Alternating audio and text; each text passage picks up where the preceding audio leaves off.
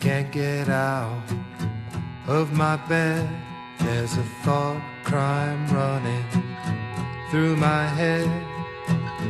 Can't take these rules, and people are fools who believe what they read and believe what they see, believe what they see on the TV. Opinions are like iPhones. Hello, welcome to episode 10 of Glass Onion on John Lennon. So here I am in Madrid, Thursday the 2nd of May, recording the intro and the outro for the second part of my discussion with Eoghan Lyng.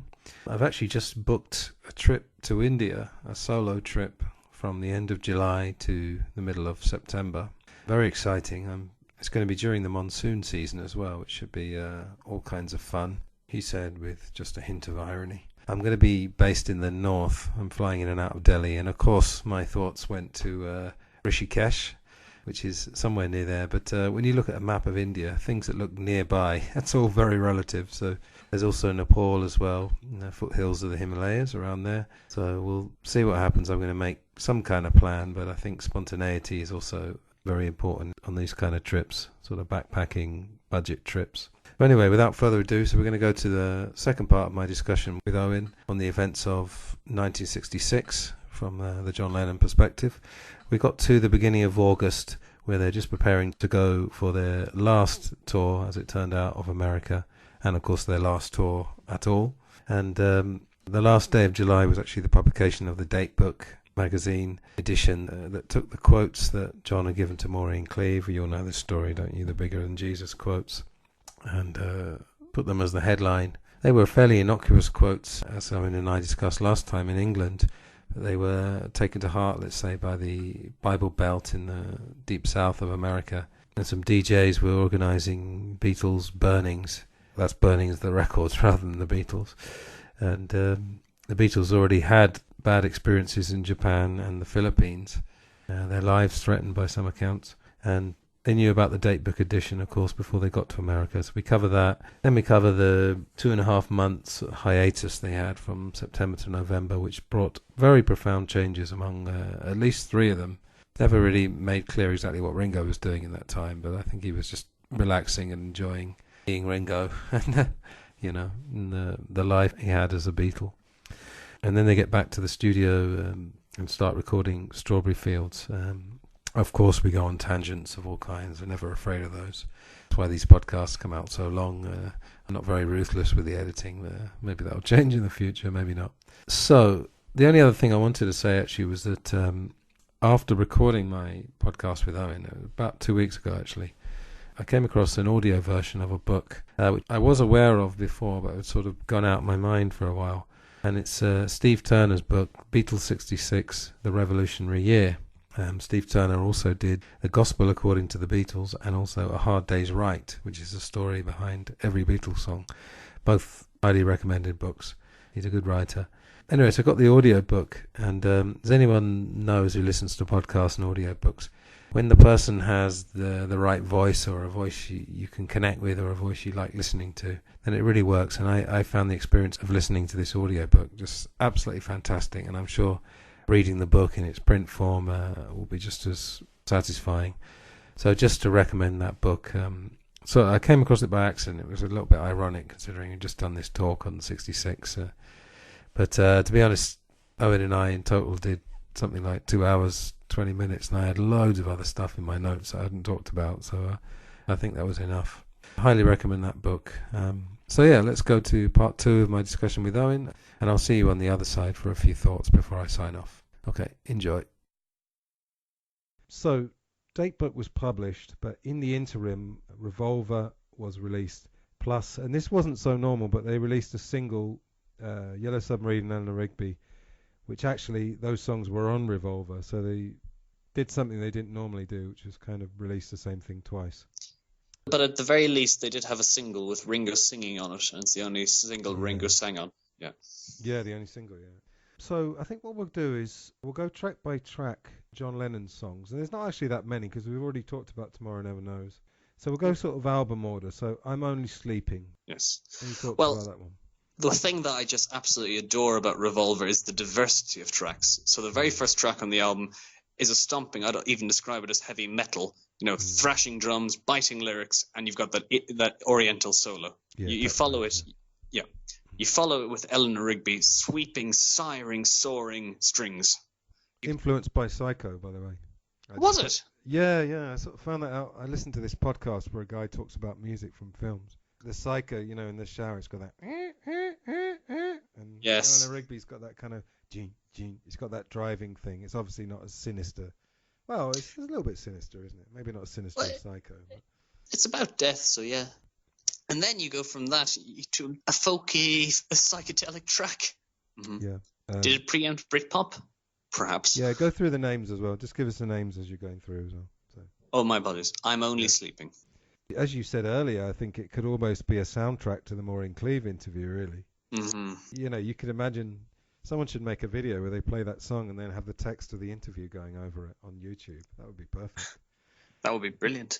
I think it also contrasts the difference between Paul's writing and John's writing. Paul's writing about other people and John's writing about himself. Well, he's kind of always done that, hasn't he? He has a lot of songs with I in the title, like I'm a loser, I don't want to spoil the party, etc. I'll cry instead. Yes, indeed. Yeah. In one interview, I can't remember the year, but he said, I can only write about me because I only know me. Yeah. I think now subject matter in songs must be a lot broader because, like I say, we've had another 50 years. I think for someone, I'm pretty sure there'd never been a song about sort of sleeping, or maybe they had, but it would have been more just a pop song, a flippant song. But this is a guy singing about kind of staying in bed and, again, drug connotations, no doubt about it, And he's got yawning, he's got that.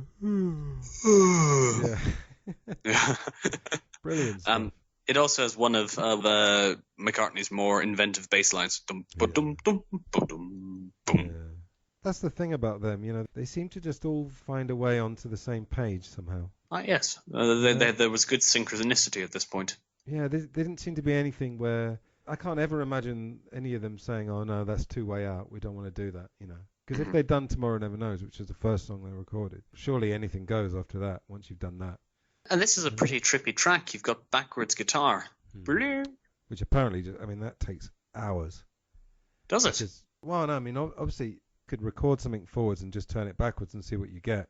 But George, as we know, wasn't a kind of virtuoso of the Clapton-Hendrix variety. He crafted all his solos, so they're all quite singable. Hard Day's Night. Exactly,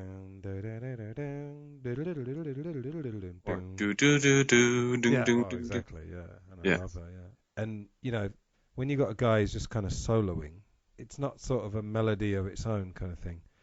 And what George did was he had in mind what he wanted to hear backwards, and then he had to record it forwards and turn it around. And I think it took something like 6 hours or something. For like 20 seconds. But, again, another thing they revolutionised that Beatles fans will know, when they first started in Abbey Road, all the engineers were in white coats, which is a bit weird. It makes you look like you're at a lunatic asylum. And everything was strictly, I think it was, they used to do afternoon sessions, and then from a point it was 7 till 10. And, of course, they completely revolutionised that. And the Sgt. Pepper, you'd have sessions, they'd turn up at 11 and record till 5. Yeah. And I always love the image. This is just perfect. Because, in those days in England, you wouldn't have had 24-hour TV. Absolutely not. I think when TV first started in the 60s, it was something like 4 hours a day. So try and imagine the rest of the country is asleep. And also, in suburban towns, like I've asked my parents about this, they weren't like nightclubs where you can stay out all night. Everything's shut by sort of 11 or 12. Yeah, I believe that. So you have to think of like the rest of the country's all asleep. And while they're all asleep, the Beatles are in the studio creating this magical music. And they sound like they're having a great time. Yeah. It's just infectious, I do find the Let It Be album, you can hear the disconnection and you can hear some of the tension. But by this point, they're just having a blast. Yeah, I think you're right. They're kind of reaching a peak because Sgt. Pepper, they were still a band, but obviously a lot of things were done separately. So this could have been their peak, really, as a band, I would say. I would say so, yes. Yeah. We'll just go quickly over Yellow Submarine. All I was going to say, obviously, it was written by Paul and sung by Ringo, but again, they turned the recording session into basically a party. And I think it was John and Paul they were talking through tin cans and going, full speed ahead, Mr. Boston, full speed ahead, all that kind of thing. Yeah. Yeah, all that. And John Lennon was blowing, I think they had like a metal tub or something full of water, and he was blowing it through a straw to create those. You can hear those bubbling effects in the instrumental. It sounds almost like a Monty Python record. Straddling that line, isn't it? Yeah. And then you've got what they called Bonzo Dog Doodah Band. Oh yes. Who appeared, and then of course Neil Innes went on to do the music for the Ruttles. So connections. Which John Lennon absolutely adored by all accounts. And George was obviously in the film as well. Yes. Ringo liked some of it. I think it was only Paul who had a problem with it. Yeah, well, I don't know when the last time you saw it, but the stuff like when they're mocking the Royal Variety and those big kind of doe eyes, staring into the camera. Yeah. There's one bit where Eric Idle says, "We have to go to bed." I don't think Paul would have appreciated that. Oh, yeah. It's time for bed. Come on, lads. Yeah. Right, she said. Oh, yes. What about that? I love Paul's bass on it. Oh, it's actually not Paul. That was the irony. Oh, was it? Oh, okay, sorry. Yeah, that's all right. Yeah, no, I think it was the very last thing they recorded, and they had a row, and Paul stormed out. Yeah. It was one of the very few Beatles records, actually, that he's not on. And actually, credit to Paul, he admitted that himself in the Barry Miles book. He brought it up, no one else knew that. Oh, no, I didn't know it until then, yeah. So again, you've just got three of them. The origin, as we talked earlier, was this acid trip they'd done the previous year. Peter Fonda, who was an Easy Rider, I think he got shot with an air gun when he was a kid. His pulse stopped for, I don't know how long it's for, it could have been seconds or it could have been a minute or something. I can't remember. Yeah. So yeah, the famous line was, I know what it's like to be dead. And John thought he was bringing the mood of the party down. He told him, go away. Yeah. Well, yeah, there you go, yeah. I think George was, I said earlier, apparently having a bad trip. Yeah. But they were in George is almost a co-writer on this track. Yeah, that's right. John called George over to help him finish the track and show him what he had, and George acted in Paul's place for that track, which might explain why Paul walked out. He was a bit envious of their growing friendship, perhaps. Well, yeah, it's funny, isn't it? You got to remember they're not just four famous people; they're four mates, and there's going to be all this kind of weird dynamics and a bit of passive aggression and all that. Yeah, because George took the backing vocal, the harmonies. He took the bass, and he had a hand in writing it. So. What's also interesting, because a lot of people like to badmouth Lennon for his negatives, is that he was everyone's best friend. He and Paul were very, very close. Ringo lived with him in LA, and he was by far George's favourite member of the band. Lewison said that the other three all had their best relationships with John. I know, it's mad. Yeah. Yeah, well, I think sometime in this Lewison Tune In book, they say something like Paul and George decided that John was John and they were never going to leave him, kind of thing. Because all the benefits of being with him outweighed everything else. He was kind of a hero to the other three. Which I can understand. Yeah. Well, I can definitely understand for Paul and George, who are 14 and 13, watching this rebel who's 16. Yeah. The other thing about she said in the bridge, there's a change of beat, and there's always the famous line, "When I was a boy, everything was right," which is very interesting for a number of reasons. Because of course, what we know about his childhood, everything wasn't right. But I think LSD and hallucinogens, they have some kind of association with childhood, some strange connection that happens, and I think when people take psychedelics, they often either regress back to childhood or childhood memories come to them. So I think in a way he was just commenting on childhood innocence and how that you don't have the pressures of life, so everything was right. I don't think he was saying that his childhood, I don't know. I think he was a big fan of Lewis Carroll at this point, who had a similar... It's Alice in Wonderland, yeah. And Your Bird Can Sing. A wonderful track that John later disowned. Yeah, you know what, though? The more I do this podcast, the more I'm finding that he's not particularly a reliable person to rely on. I mean, he said to Hunter Davis, who wrote the Beatles, he said, often I just say the first thing that comes into my head. Well, I think that's fairly true. Yeah, and he contradicts statements and things. But, I mean, Anya Birkin-Singh has got these wonderful dual guitars that I think are Paul and George. I think you're right. A number of people have suggested it, which just shows everyone likes to point about their enmity. At this point, Paul and George and John were getting on like a house on fire. Paul plays lead guitar and George is taxman. Great, wasn't it? Giving him an Indian-style solo. Absolutely, yeah. And Anya Bird Can Sing, apparently, one rumour was... it might have been about Mick Jagger and Marianne Faithfull, because bird obviously in British English means girlfriend or girl. Americans would probably say chick, I suppose. But in England, I guess in Ireland as well, we'd say bird. That's my bird. I think, well, Are you in chatting Ireland up we would my actually... bird? Sorry, go on. In Ireland, we often say a lack, which is Irish for a swan. You talking to my lack? I've learned to scuba dive in the Great Barrier Reef in Australia. We did like 2 days on a boat. We did some diving, and there was a fella from Cork. And after about 3 days, we said to him, you're a really nice guy. We've enjoyed hanging out with you, but we've only understood about 20% of what you've said. They made a video of us scuba diving. We were encouraged to hold up signs. And his sign said, story chickens. Oh, God. Do you know, does that make sense to you? Story chickens or something like that. Yeah, chickens is something like, what's the story, girls, or something. I'm not a Corkman, so I can't verify. I do know that when you and I met for the very first time, I asked you, can you guess where I'm from? And you said, Lithuania, quite sardonically. Oh, yeah. But you genuinely didn't think I'd be able to guess your accent. Yeah, I think so. I was only 21. I was young and naive. Okay. Anything else about that one? I don't know why he disowned it. It's just such a charming track. I don't think Johnny Marr has ever said that it was an influence, but you can hear some of the Smiths in that song. Oh, yeah, the chiming. And the Byrds, obviously, were around at that time. They would have had an influence. I'm sure the Byrds and the Beatles had a mutual influence.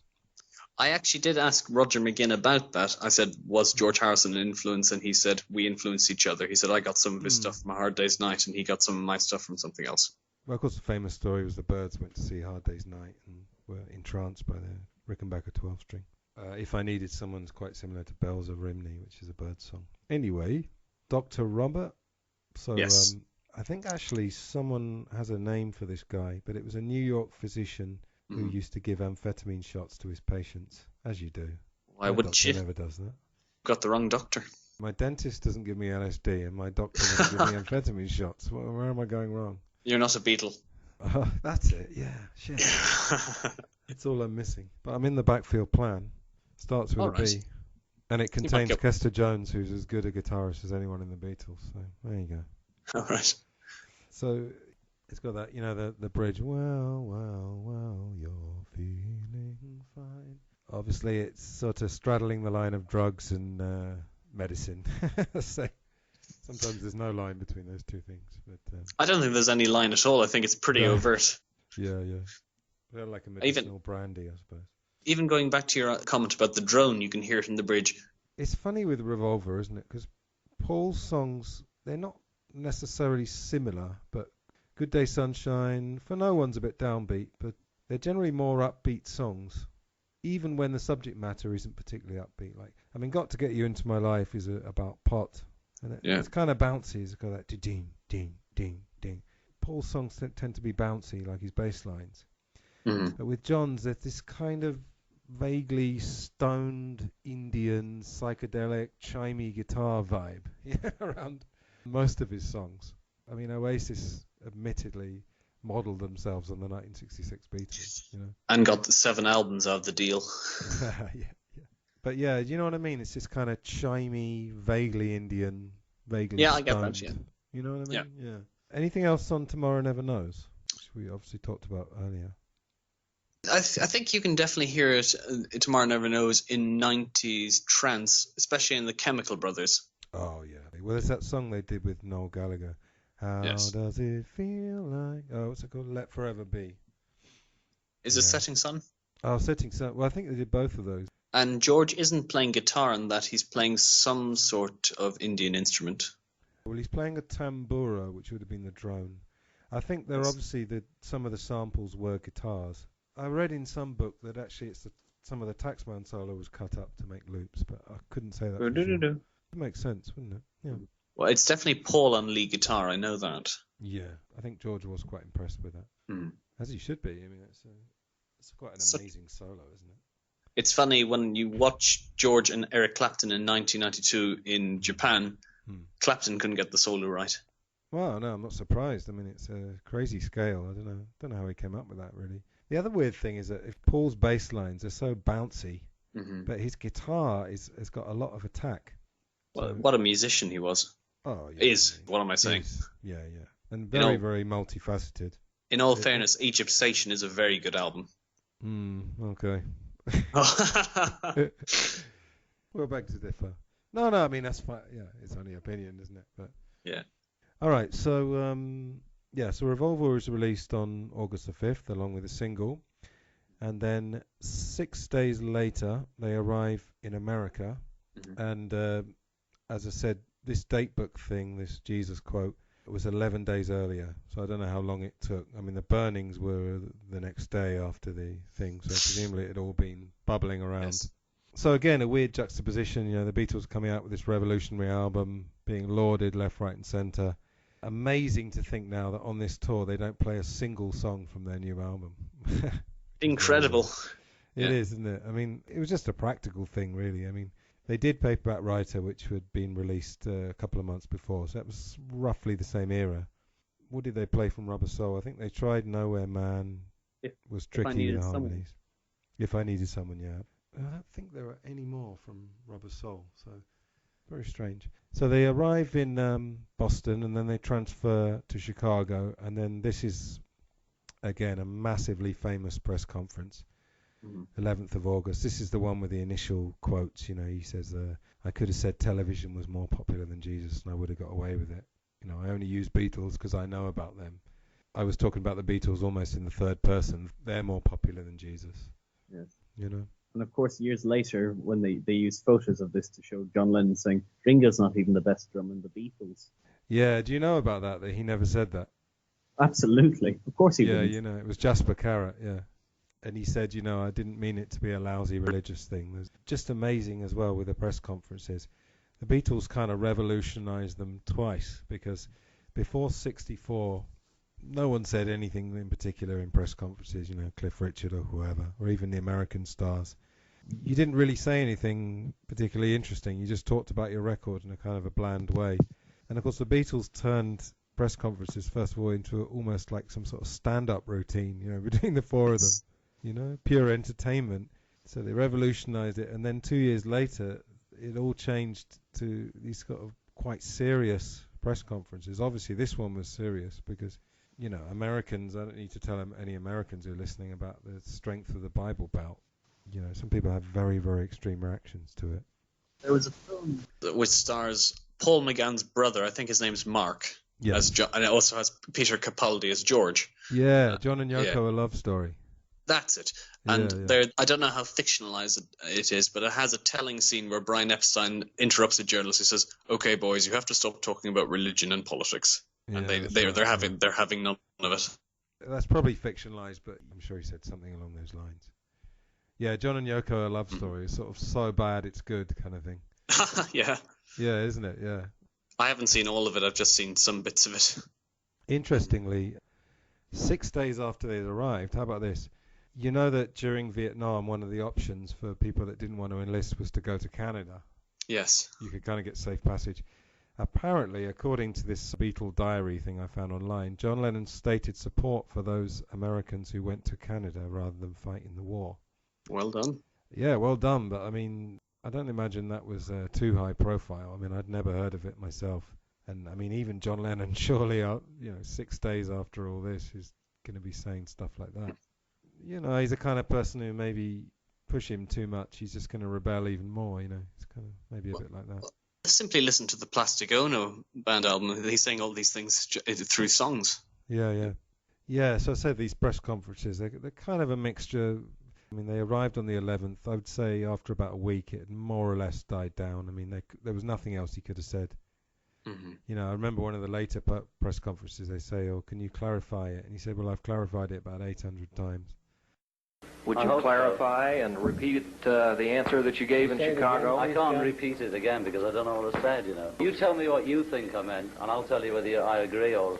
Concerning the remark that you made, comparing the relative popularity of the Beatles with Jesus Christ, and that the Beatles were more popular. Now, would you clarify the remark? Well, I've clarified it about 800 times, I could have said TV or something else, and that's as clear as it can be. I think Harry Enfield parodied it best. If those of you don't know, Harry Enfield is a British comic. And he has a sketch where the Beatles play themselves in their 60s. And he says, the Beatles are bigger than cheeses, and just showing the furore there, just how silly it all was. Well, in the Ruttles, it's he said the Beatles are bigger than God, but meant to say the Beatles are bigger than Rod, and Rod Stewart wasn't big, so. Yes, at that moment in time. Yeah. Rod Stewart wouldn't be big for another 5 years. Yeah, exactly. Yeah. Now, this tour that we're talking about was actually only 18 days, so it was the 11th to the 29th. A couple of notable gigs. So on the 21st, they played Crosley Field in Cincinnati. That was the one where it pissed down with rain. It was an outdoor concert. So there was a lot of worry about somebody being electrocuted. And rightly so. Yeah, and one of the gigs was apparently the one where Paul was persuaded that they shouldn't tour. They ended up in the back of an armoured van or something with no seats, and they were kind of being, as the car was driving, they were being thrown from one side to another. Yeah.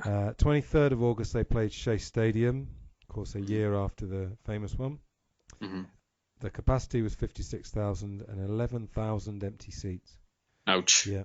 I don't think they gave a shit by now, to be honest. I think they were probably the only ones who didn't care. But it did show that their popularity wasn't as it was.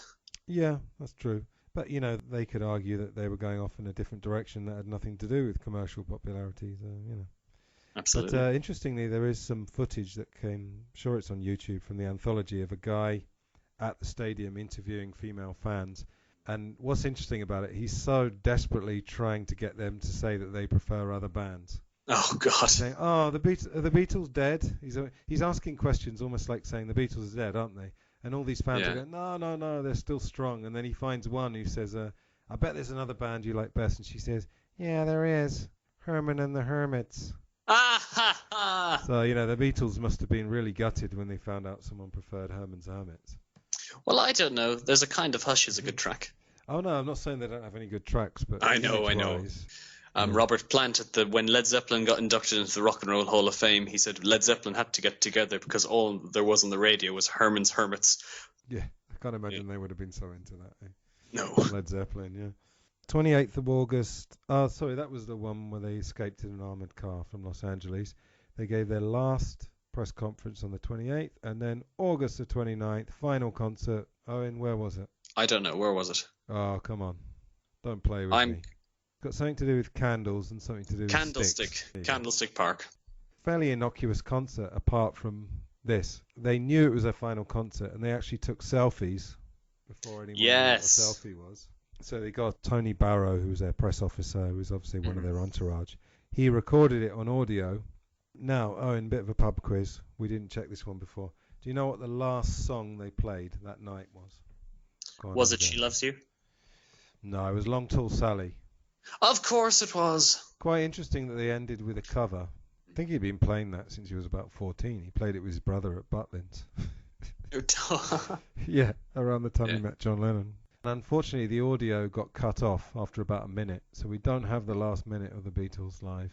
Well, that's a shame. I'm gonna tell you, man, I'm telling you the mother bunny got a lot of fun, oh, baby. Yeah, oh, baby. Oh, baby.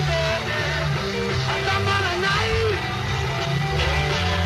When I'm down telling Bill, pretty quick to down, everything on the dog, you know, baby. Yeah, oh, baby.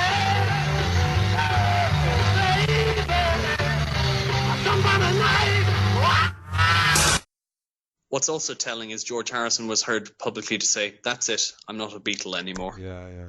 So it shows the differing divides.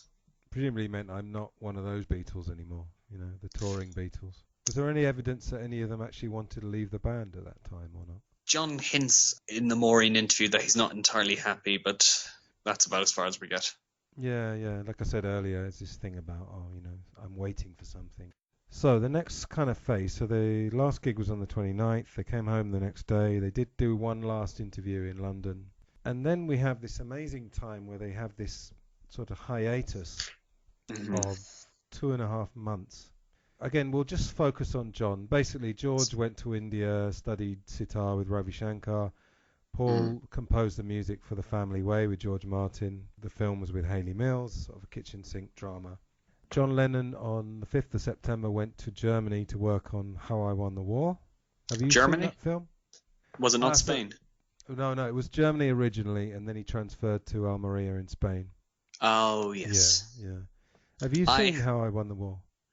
I have. It's well intentioned in that kind of anarchic Catch-22 vibe, but it's not one of my favorite Richard Lester films.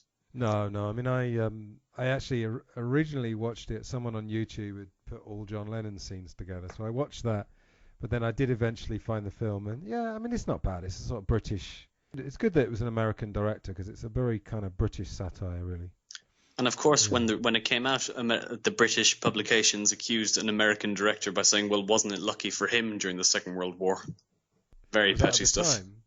Yeah, they said, "Well, our boys were dying. You were on a beach in America." Jesus. So John goes to Almeria, and of course I'm in Madrid at this moment. You used to live in Madrid, Mm-hmm. so we have a connection there. Almeria is right at the bottom of Spain, bottom of Andalusia. What we know of that, again, he smoked a lot of weed. He was very bored. Ringo came. Neil Aspinall came. Said, they were very supportive of each other, as you were saying earlier. They were still a unit at this point, and they're kind of just like a family, really, And if your brother's making a film and he's bored shitless, you might go and visit him. Of course, the making of this film is most famous, I think, not for the film, but for the composition of Strawberry Fields Forever. Yes. Of course. Lennon's finest hour.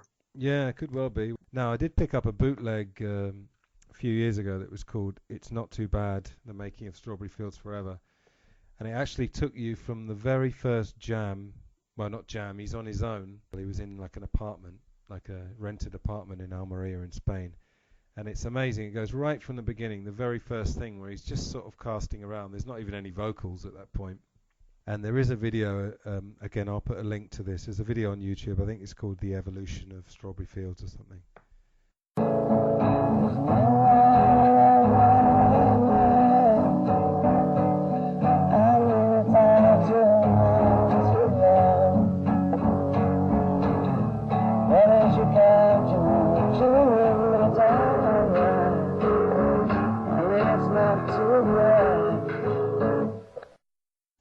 It's so good that we've got all this stuff, Absolutely. Paul gave, around the time he released Chaos and Creation, he gave a little tutorial where he played the Mellotron intro. That's right. Yeah, he did. You're right. Yeah, I think he played it on the anthology as well. For Spanish listeners or anyone who's interested in Spain, there was a film that came out a few years ago called Vivir es fácil con los ojos cerrados, which means living is easy with eyes closed, which is obviously one of the lyrics. Mm-hmm. And it's a true story, probably with a few embellishments. And it's actually it's a Spanish guy who's an English teacher. You see some scenes of him. He's translating the lyrics of Help to his students, and he's talking about that. And he goes on this road trip to Almeria to find John Lennon and talk to him. And he picks up a couple of people. It's a road movie. It's also like a coming-of-age story because there's a couple of youngsters who travel with him. I caught a little bit of it once when I went from Bilbao to Barcelona. Yeah, it's pretty good, and it's pretty good on 1960s Spain as well. So very, very Catholic, quite brutal in many ways. Obviously, you're under a dictatorship. So yeah, it's a film to look out for. So then we kind of go to November. He returns to London from Spain on the 7th of November. 2 days later, he meets Yoko Ono. November the 9th is also the day Paul McCartney died. What? No! According to rumour. Actually, it's very funny. I've been around I said I was around activists for a while. Yes. And what are pejoratively called conspiracy theorists, some of which are very legitimate researchers who spend years researching a book. Other people are conspiracy theories who just kind of jump on that bandwagon. Well, the Paul is dead theory, very interesting that they've changed it around from November the 9th, changed the letters around, and now he died on September the 11th, 1966. Oh my God. Which is a good example of the other side of that conspiracy culture where people are just looking for things. And I listened to a radio show. I mean, this is just so crazy. Someone said, I wonder when this was planned. I wonder if they knew that 9/11 was going to happen 35 years later to the day. I'm like, what?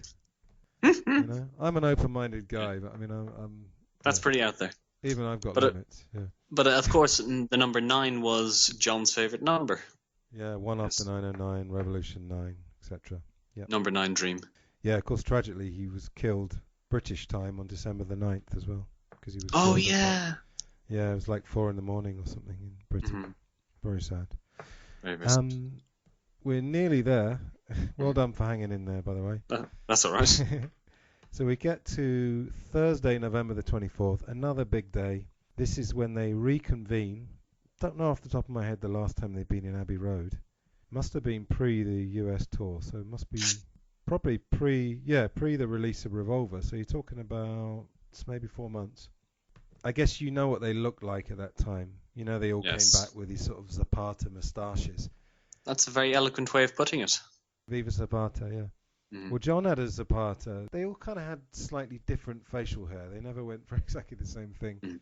And to come back after all this time, I wonder what the atmosphere must have been like. It must have been very strange. Didn't John have to for his film? He was asked to grow one for How I Won the War. No, he cut his hair for the film. That was what it was. Oh, that was it. Yeah, and he kind of adopted these, what they call granny glasses, these sort of round, which, of course, you know, no self-respecting hippie with short sight would have been without those, you know, a few years later. John Lennon really did create this sort of long, straight hair, centre-parted, round glasses. Whole image really was him. So anyway, they came to the studio in Strawberry Fields. You know, everyone knows this story. They recorded one version, then John said to George Martin, I want brass. So George Martin came up with a brass arrangement. He said, I like half of this and half of the other. Yes. You sort it out, see you on Monday kind of thing. So he took one half of one and one half of the other. Well, the late Jeff Emmerich had to do quite a lot of the splicing. Yeah, I mean, he was a big part of it, wasn't he? Sort of sullied his copybook because he brought out this book called Here, There and Everywhere, and he totally trashed George, like, mercilessly. Yeah, what did he have against him? Yeah, it's a shame when people do that. I mean, certainly the work he did at the time, you can't really take that away from him. No, absolutely not. You probably know this, but for the previous 3 years, they'd always made a Christmas album, and it became kind of something that the British public and Americans probably look forward to. Now, in '66, of course, they didn't have an album ready because they were in the midst of Strawberry Fields, Penny Lane, and then Pepper. And very interestingly, at the same time they were recording Strawberry Fields, EMI or Parlophone were preparing this compilation called A Collection of Beatles Oldies But Goldies. Yes. Which is basically the first compilation. And they're recording Strawberry Fields, but at the same time they're doing stereo mixes of She Loves You and I Want to Hold Your Hand. And as I was saying to you earlier, you know, there's only 3 years between I Want to Hold Your Hand and Strawberry Fields, and play those two back to back. It's just crazy. It's incongruous, yes. And it's the fact that these two things, you know, you can imagine them in all sort of high with their moustaches and doing Strawberry Fields, and maybe you can imagine them wandering into another studio and hearing She Loves You and going, God, what the fuck's that? Yes. That was our former life, wasn't it? I think George gave an interview where he's in the '66 where he said the early stuff sounds rubbish now. Yeah, I don't know though. I think it all sounds pretty good. Some of the production's a bit dodgy on the first ones, but with the Beatles, their second album is a favourite of mine. I love how raw it is. Yeah. Well, Hard Day's Night as well. I mean, Hard Day's Night's nearly all John, isn't it? So Indeed. Closest thing to a solo album. I think as a Beatles fan or a John Lennon fan, you kind of go through phases, and there's definitely a period where I disregarded the early stuff a bit more. But now I think of it, well, comparing Strawberry Fields Forever and I Want to Hold Your Hand, obviously one is more sophisticated in one way, but it's just like apples and oranges.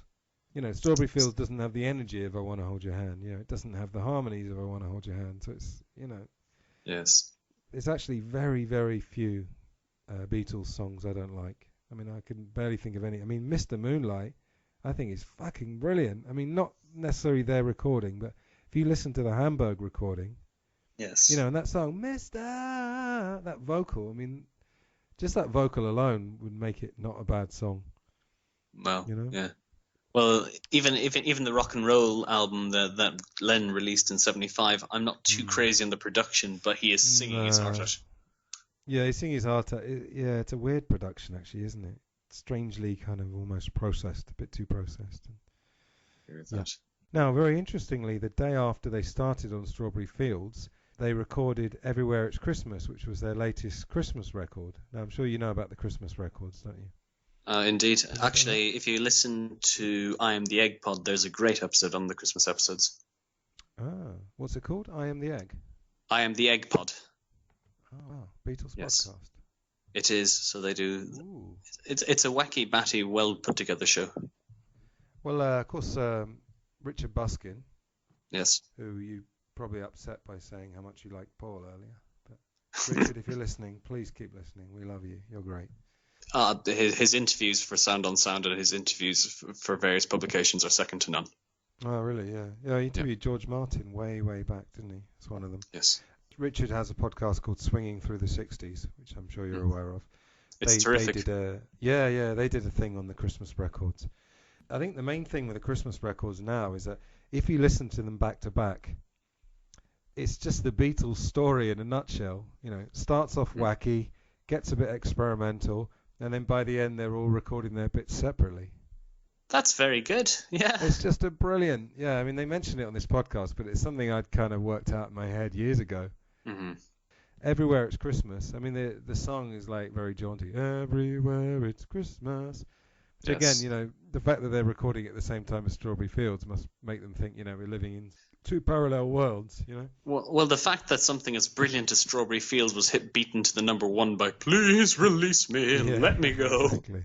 Yeah.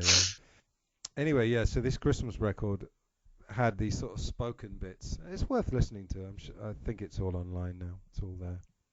John Lennon, 2 days after that, November the 27th, he did an appearance on a show called Not Only But Also, which was Peter Cook and Dudley Moore. Have you ever seen that, where he's outside a lavatory? Yes, and he handles himself very, very well. It's a shame that naturally Ringo in the 1970s, who had a great natural screen presence, he went down the acting road. It's a shame John didn't do more of that. Yeah, it's a shame. I mean, there's a lot of things that he could have done more of. I mean, he hardly did any live shows when he became a solo performer. It's very weird, strange. Yeah.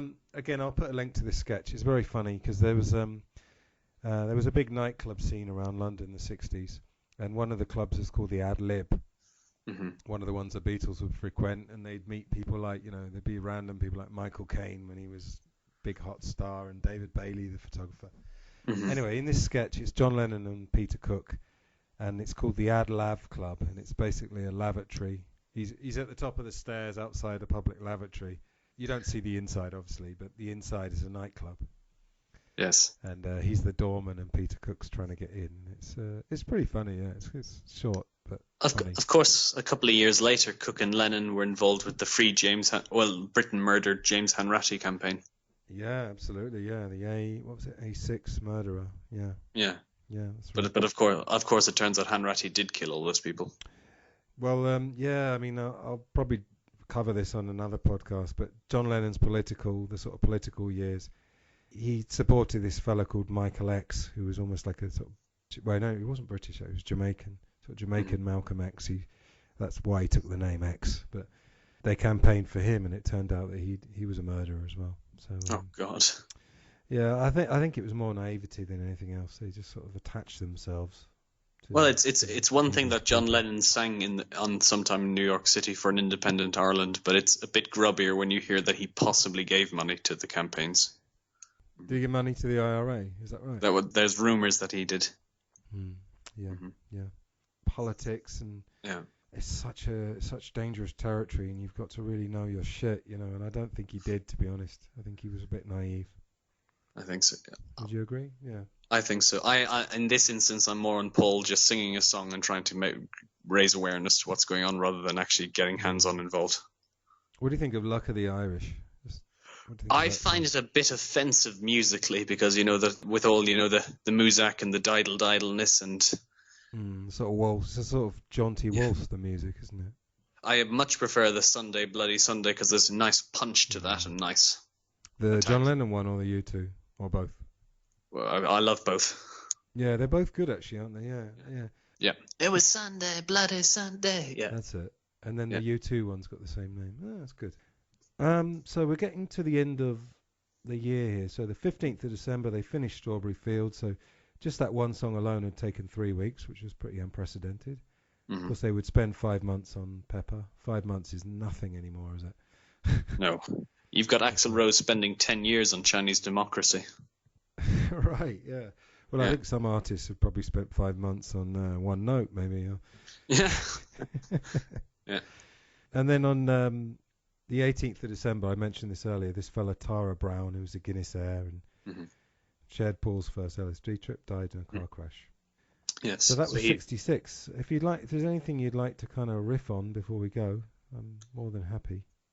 Well, I'd like to ask you, since you are a tiny bit older than me, when do you think Revolver became the really cool album? Was it around the time that Jesus and Mary Chain came, around the Darklands period?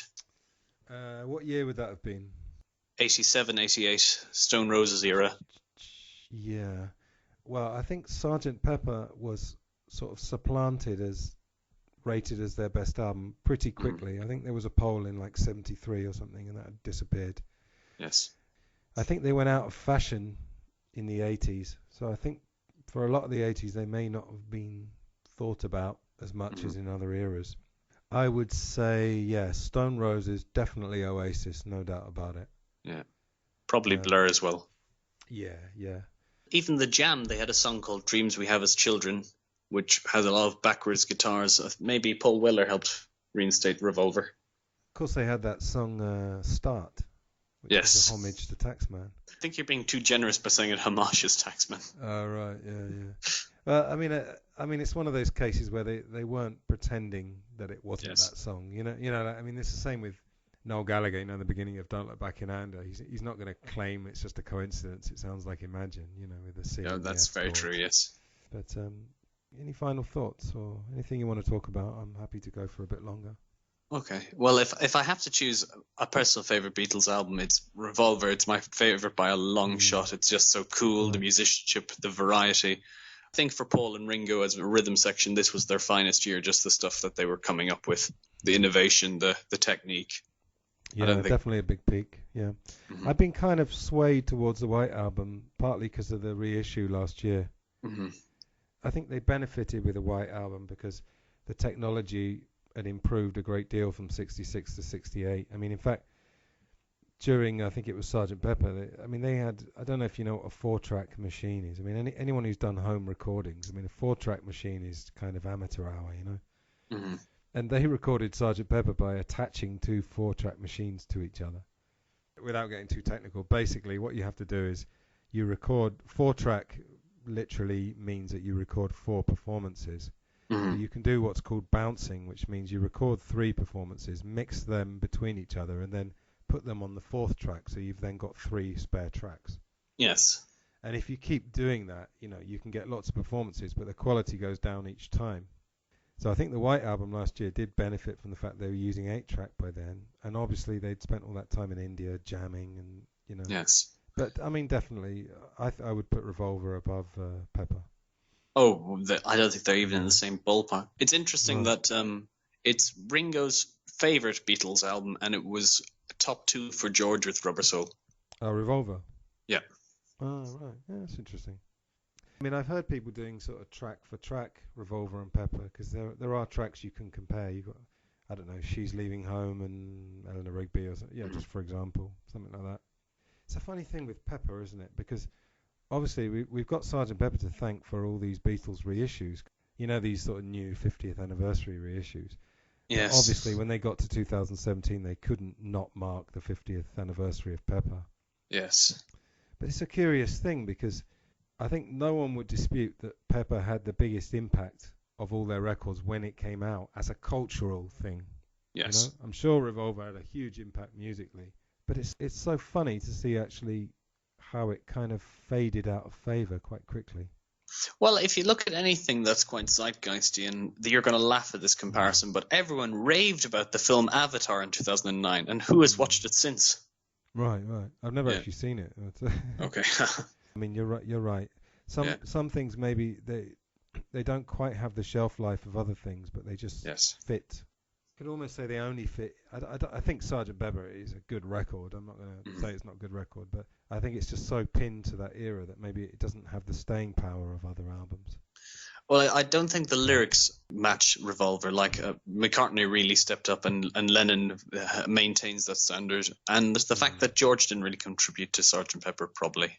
Yeah, I mean, it came up with obviously one song and a couple of good guitar solos, but I think the other thing is that if you take something like Being for the Benefit of Mr. Kite, I don't know what you think about that song, but I think it's all right, but it's fairly atypical Yes. John Lennon, really.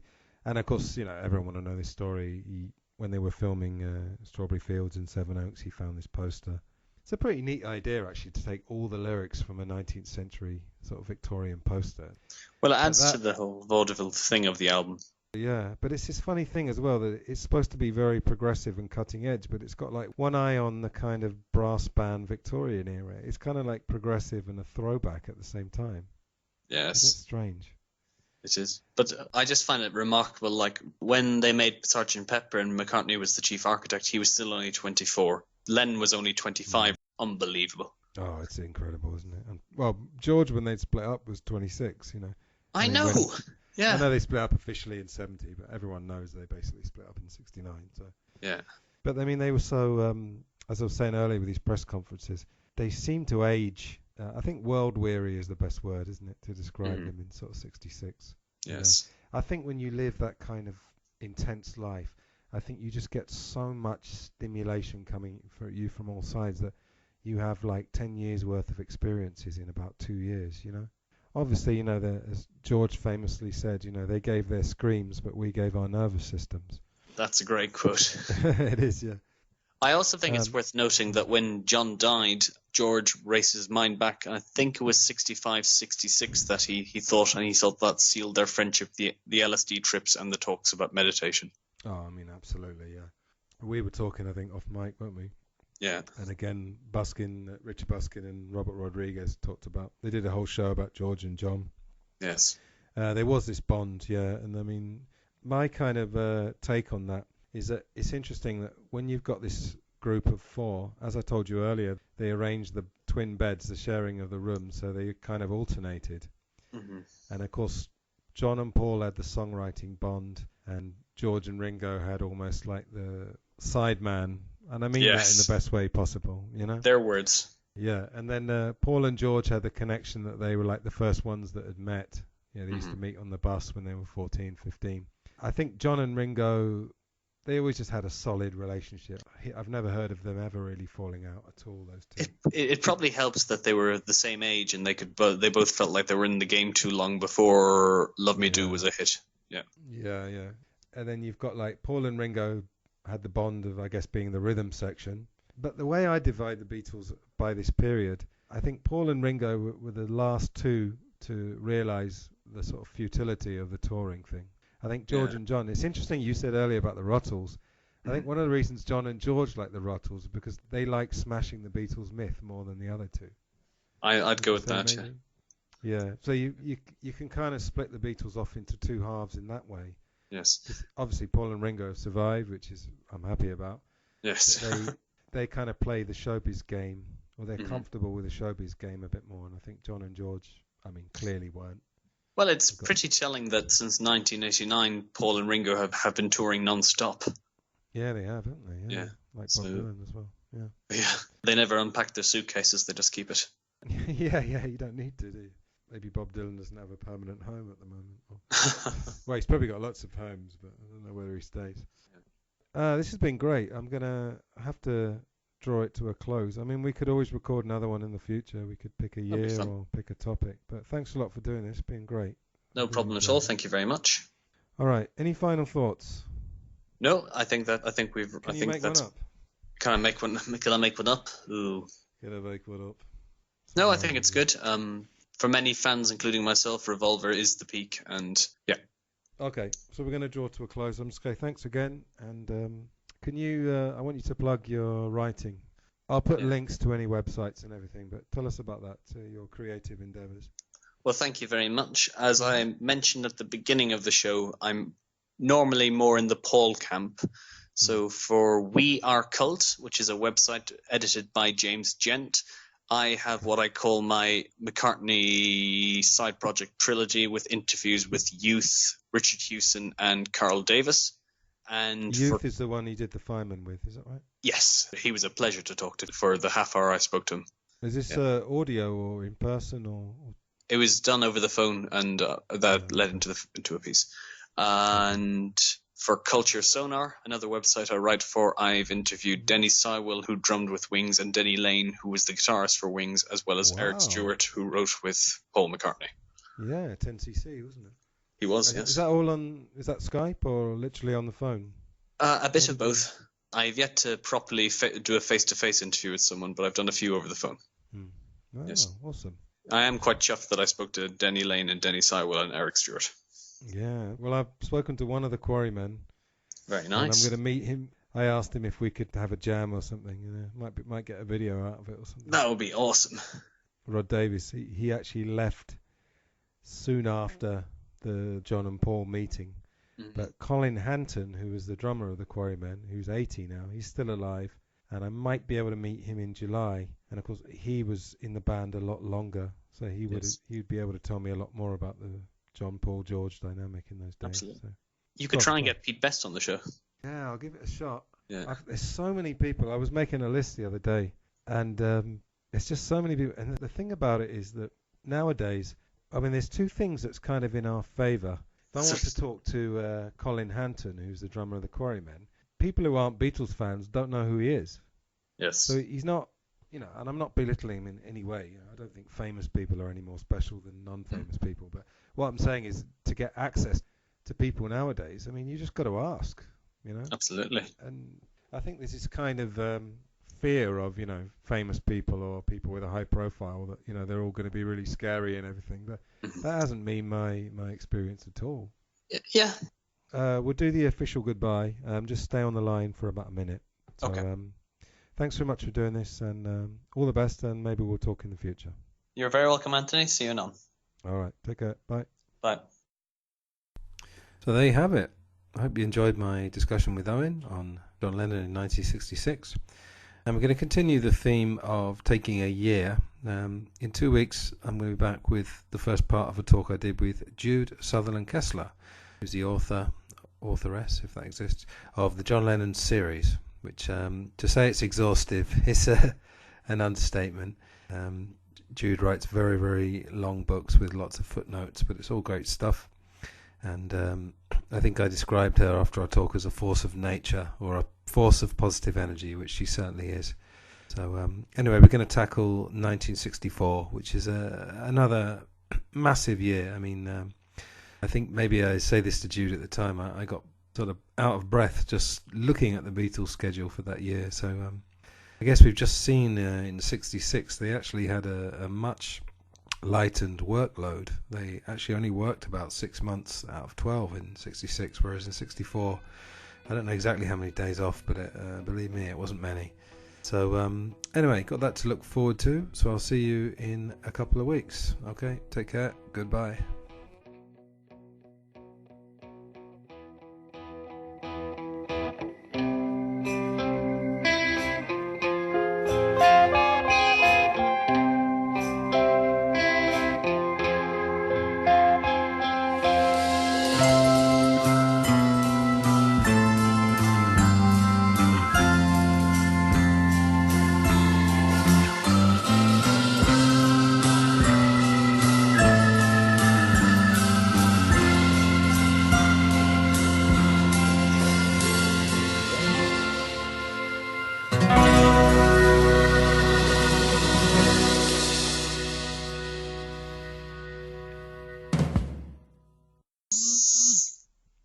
Hi, Lizzie. Lizzie, I'm on a Beatle podcast. I can't speak to her right now. I'll talk to you in an hour. Bye.